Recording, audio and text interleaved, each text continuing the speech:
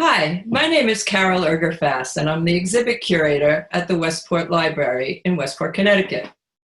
If you haven't visited us in person, our newly transformed library has 3 art galleries for revolving exhibits and an extensive permanent collection of paintings and drawings which are visible from just about every vantage point inside. Westport has a rich heritage as an artist community dating back to the late 1800s and continues today with a vibrant local art scene. Our goal at the library is to honor this legacy and make the arts accessible to everyone. But that's not an easy task when we are all doing our part and staying home. Which brings us here to our first installment of our virtual artist series called Artists in Residences.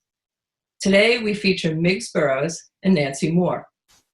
For those of you who may not know him, Miggs is a lifelong Westport resident who over his career has been an illustrator, graphic designer, a fine artist, an author, and a TV personality.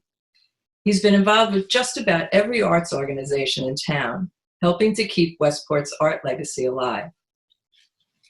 Nancy Moore is a self-taught artist and an active member of the Westport Artists Collective, whose work has been exhibited throughout Connecticut. Her Unconventional Women exhibit is part of Westport Reads and the library's year-long celebration of the 100-year anniversary of the ratification of the 19th Amendment, which granted women the right to vote.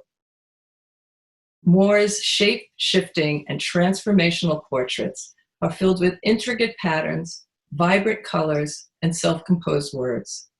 Seeing them up close is a truly uplifting experience, making them a perfect antidote for these trying times. Now, let's join Miggs Burroughs and Nancy Moore in her studio.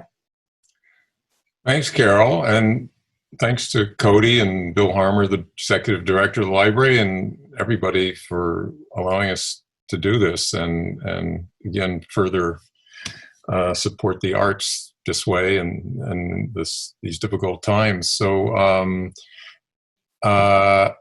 we should start. I mean, Nancy, I guess we have to presume that not everybody has seen your work. I don't know, that seems crazy that they wouldn't have already, but so maybe it's just a way of introduction, whatever way you can do. You want to scan your studio or show a few pieces or something so we know, then gives it some context when we talk about what you're doing.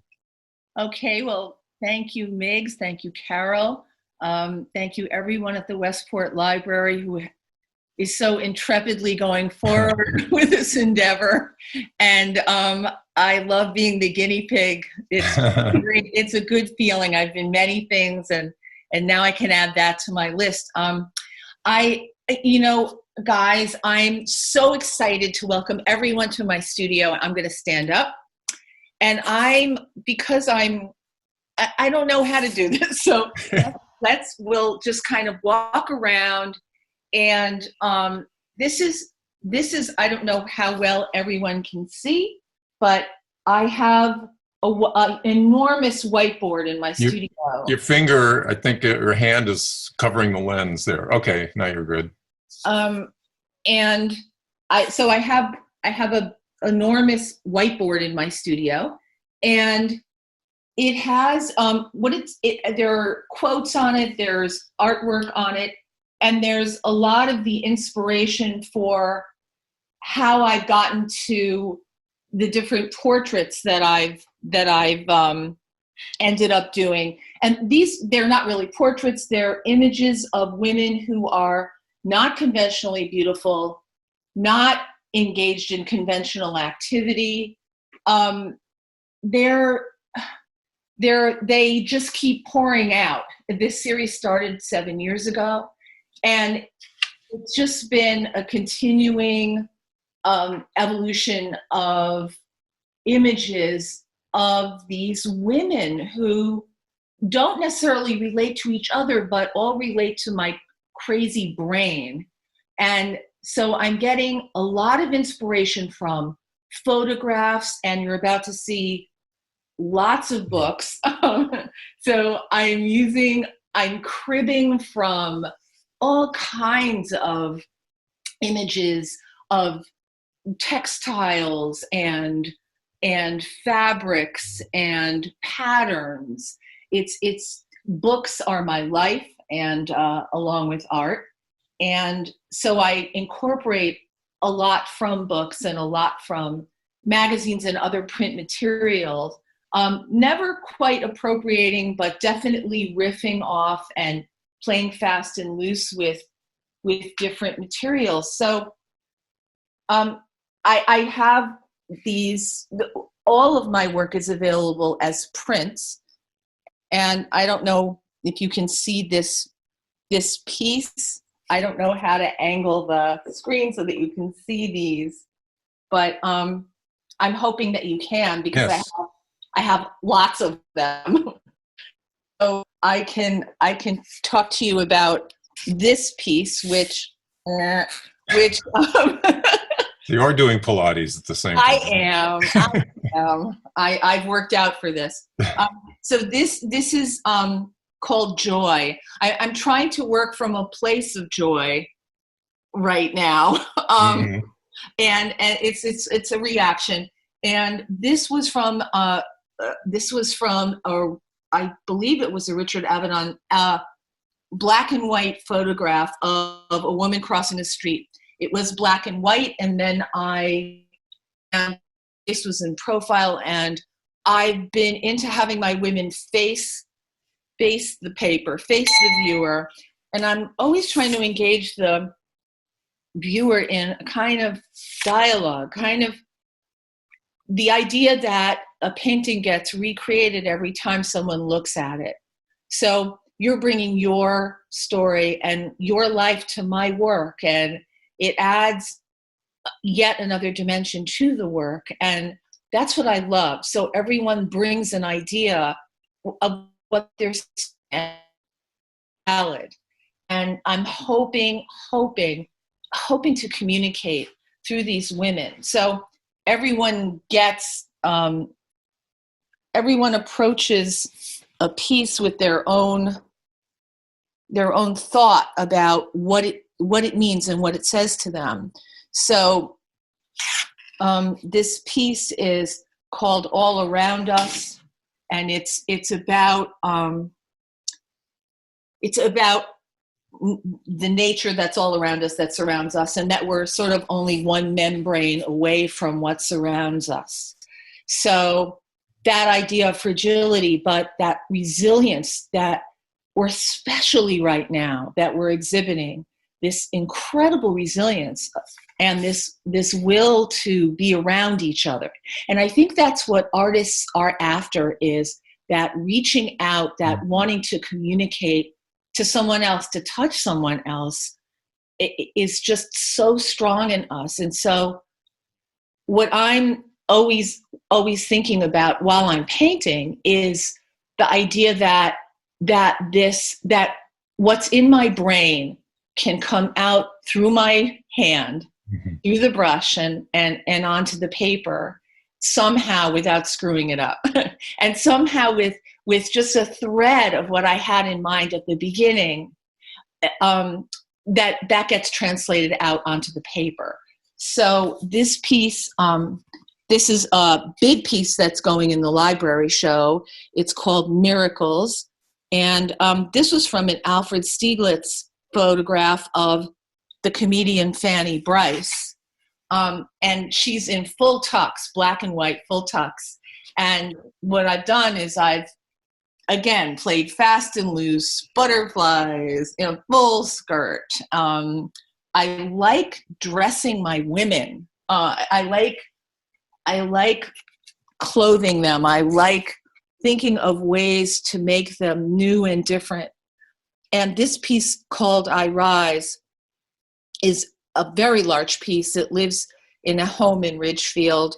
I'm happy to say that many of my pieces find homes with people, and they seem to find the perfect place to perch. And so as I worked on this piece, it just seemed really clear to me that there needed to be a bird in her face. And that she needed to be standing on a bird, and that there needed to be a lot of my pieces, the sky or the environment comes into their body.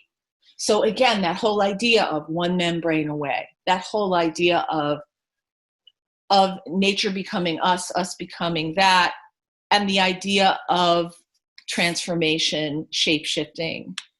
And I could go on and on. Your work, I'm probably not the first to make this observation, but to me, they're like tapestries, and that sort of feeds into what you were saying about, tapestries are composed of intertwined threads. So, the same thread may change color as it goes through, but it's still the same thread.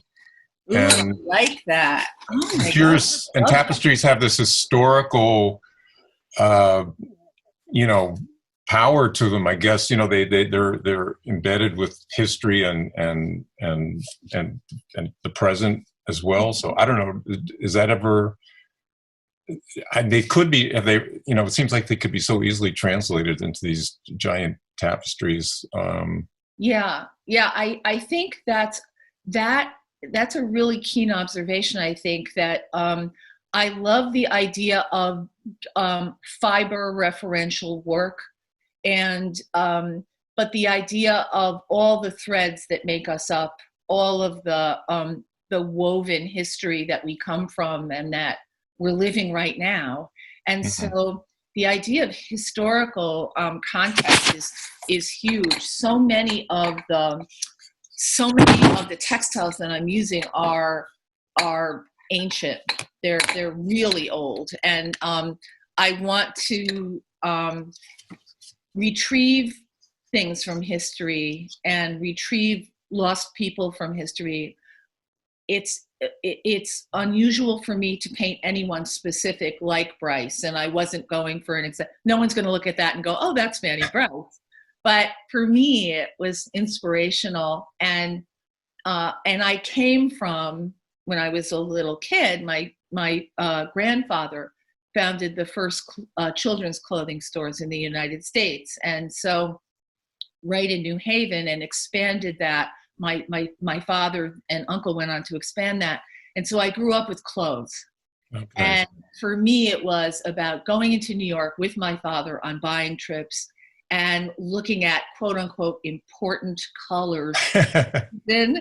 And so I love fashion, but I want to elevate what I'm doing so that it's not just about that. So fashion can be a frill, it can be so superficial, but for me it goes really deep. It's about self-expression, and specifically women expressing themselves through what they wear, and even if they're wearing a black bag, there's something radiating from them that wants to be spoken. And so it's about giving voice. It's a lot about that.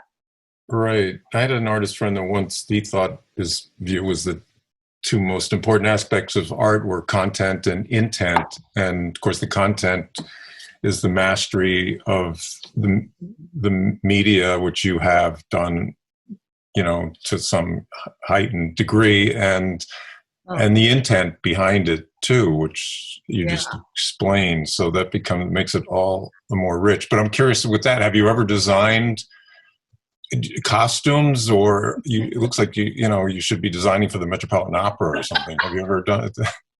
From your lips.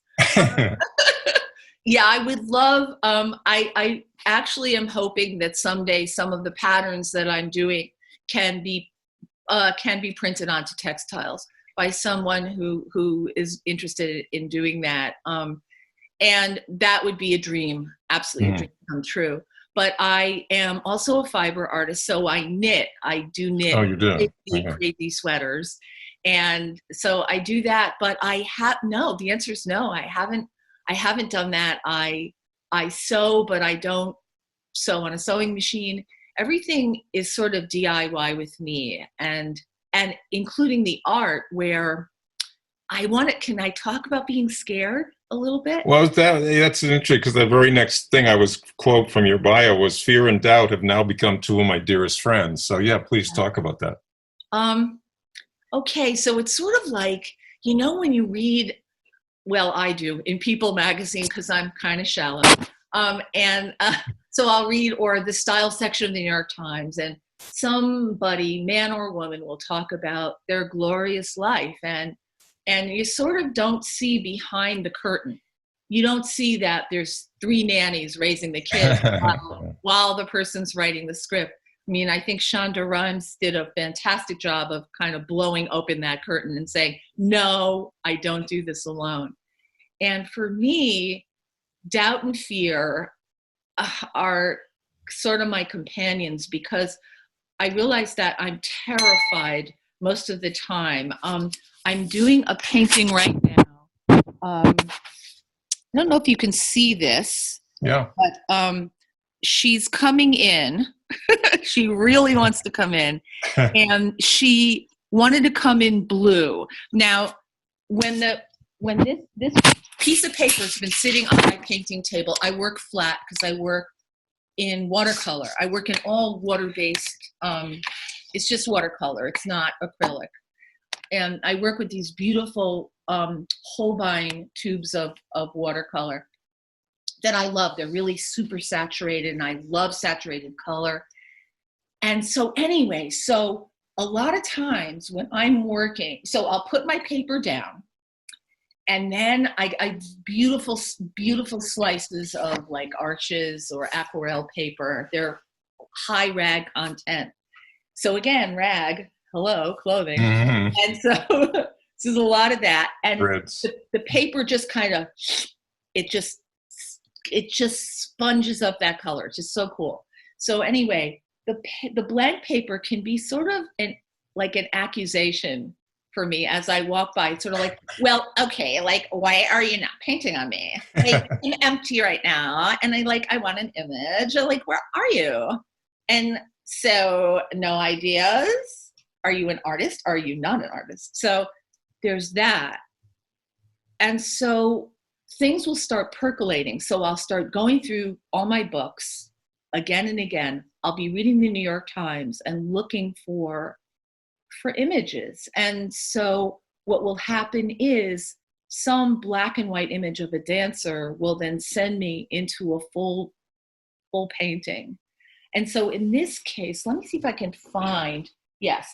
So this was the New York Times. Here it is. So this is the photo. I don't know if you can see it. The photograph of this girl standing behind these branches. And so she needed to come in. She did. But I'm terrified, absolutely terrified when I start. So I do a very, very light pencil sketch. And then, so the fear is, full on, don't let me screw this up. But there's an eraser and I can't. That's cool. But watercolor is very unforgiving. Once it goes down, it kind of doesn't want to come up. I do work with paper towels. I do remove paint, but that's more for effect and not to erase. And so, so then I'm hyperventilating at this point, and I'm thinking, I have to put the paint down. It's got to go down. And how's that going to go? So a lot of times, because I'm terrified, and because if the face on a painting does not work, quote unquote work, if it doesn't speak to something or make me feel something, it's not going to, the painting's not going to work. So the face has to go down first. And so I'm just kind of discovering that I'm not breathing, and kind of prod myself to breathe through it and like do my deep labor breathing, and then kind of get down that face. But the key is, for me, is to say, hello, fear, kind of take it by the hand and not let it keep me from painting. So that's the thing, is to notice that I'm afraid, and then to just say, well, okay, so I'm afraid. And so I'm just going to go ahead. I'm not making, this is not world peace. I'm not solving world hunger. I'm making a painting. And who really cares if I make a painting or not? Well, I do, but the world is not waiting for my next painting. So I kind of try to psych myself out a little bit, put myself in perspective, especially with this virus going around now. It's sort of like, really, okay, this is good. This can only be good and healing. So what happens is the face goes in, and if it doesn't suck, I'll just keep going. And most of the time I'll make it. If it does suck, I'll sort of unsuck it by adding stuff. So I thought, okay, she has to be blue. Don't know why. Did she tell you? I'm curious because, you were a book editor for a long time, and I've heard interviews with authors that say, once they start a character, the character starts to write their own story. Yes. And do you feel that with your characters? Like, does she tell you in a sense, make me blue, I'm blue? Or? Totally. Yes, I'm kind of blue. Yes. Yes. Maybe I'll call it Miles. But I kind of blue. but I, yes, absolutely. The person comes to life. I know it sounds precious, but it's really, really true. Someone commissioned me to do a piece recently for someone who had a very young person who had died very suddenly and from an accidentally, and I could feel her in the studio while I was painting, and I do feel that there's someone here with me, and that's the person that's going down on the paper, and so I'm going all over on this painting. So I'm doing background while I'm doing the body, while I'm doing it. I never work on more than one piece at a time, by the way. I can only work on the piece until it's done. And then I'll sit with it. I have a skirt hanger, so it's very apropos of the fashion thing. But so I have a skirt hanger, and that's where. So this is a print, but when a painting is done or in progress, I'll hang it there, and I'll just stare at it for a while. I'll stare it into submission, basically, until it goes. Wait a minute, that's not working, or too dark there, or no contrast, but because I'm untrained, I don't have a professor's voice in my head so much as Mrs. McBeazle. Mrs. McBeazle is my voice. She's kind of this, she's kind of maybe a third grade teacher who has a Kleenex, in her sleeve. And here and every place you could fit one, and just kind of dabbing at her eyes and her nose and saying, no.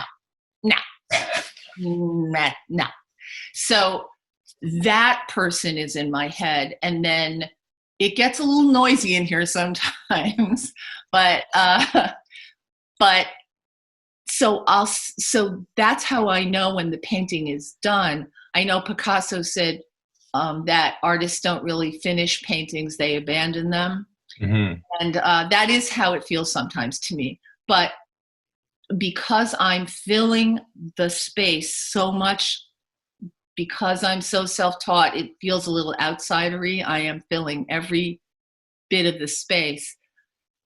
It's easy to overwork the pieces. So I have to kind of pull back and go, whoa, you're done, girl. This be done. So that's, yeah.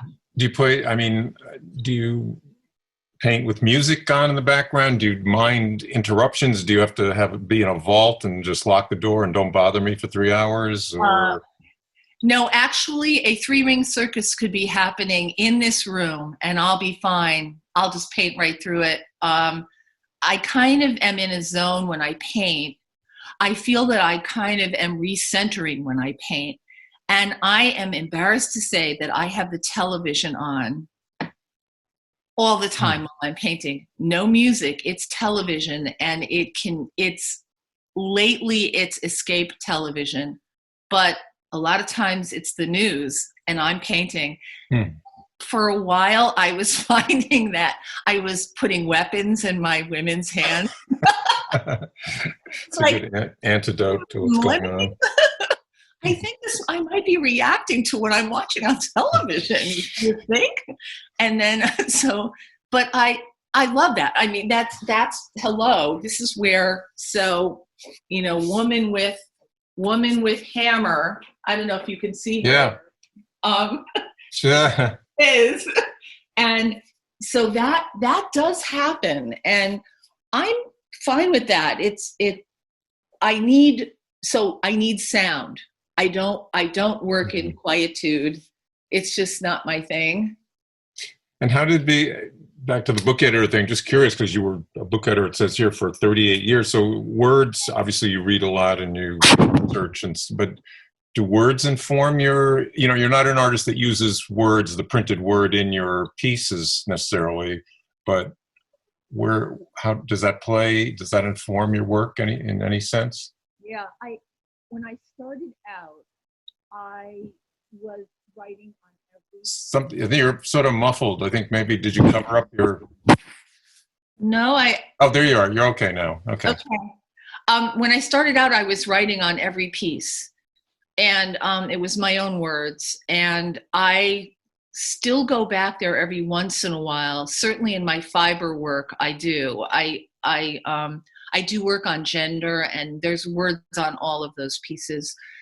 But words definitely inspire me, and there are times when I'll think of a title for a piece before I'll do the piece. And so that happens a lot, where the title will propel me along. And then there are times when I'm sitting there thinking, what in the world am I going to call this thing? But words are my life. I mean, they are. And as you can see, I'm a chatty Cathy. You can't shut me up. Like, you want to talk about your art? Oh, when, where, how? Yes. Yeah, perfect interview subject. Yeah. Well, maybe or maybe not, but. So where do you think this, and maybe it's better not to even know, but this interest and this immersion and transformation come from? Any childhood things from that? I mean, did you move around a lot? Were you take on different personas as a kid? I mean, yeah, I think early on I was a drama queen, and so there are lots of literally voices. So for a long time I was reading professionally to children and transforming myself through voices. So I would go from witch voice to Julia Child voice to Valley Girl voice. It was just on and on. And those many different things, that changed when I had children. And I would say that my son, watching my children morph and grow was a real life changer for me, and informed my art. And when I started out, it's interesting that you're asking this. When I started out, all I was painting was chameleons. That was it. And I was calling myself portraits. And by golly, they were selling. It was really, people responded to them. I was writing messages on them about transformation. And as it turns out, my son is transgender. And so I watched him with total awe be himself in the world where, so many adults I know are still busy costuming and not being them, and just kind of layering over. But here was this person, just in this raw state of here I am, which is also a title for some of my works. But yeah, and so that was really inspiring for me. So I was thinking about women as chameleons, and how even if we do have children, how unnerving it must be for them to watch us changing and growing. And we don't look the same as when they were kids. We're changing too. So we're always talking about how our kids are changing, or our pets or friends, but we are too. And so just kind of that, how we re-identify each other in the world is fascinating to me. Yeah, especially now when we've all been forced to become chameleons of sorts. I mean, the dad that used to commute is now a home person, and everybody's jobs and functions and things have changed. Anyway, we only have like a minute left. I mean, just Carol, did you want to wrap up, or should we? How do we say goodbye here? Yeah, thank you so much, both of you. It was amazing to get to see inside Nancy's studio. Maybe that's one side effect for just for our stay-at-home series. Otherwise, we would never have gotten to see inside. Anyway, just to wrap up, for more information about all of our exhibits at the library or about Westport Reads, please visit the Westport Library's website at westportlibrary.org. And thanks, and hope we can see you there soon. Yeah, thank you. Thanks, Nancy. Great to see your work, and thanks, Carol.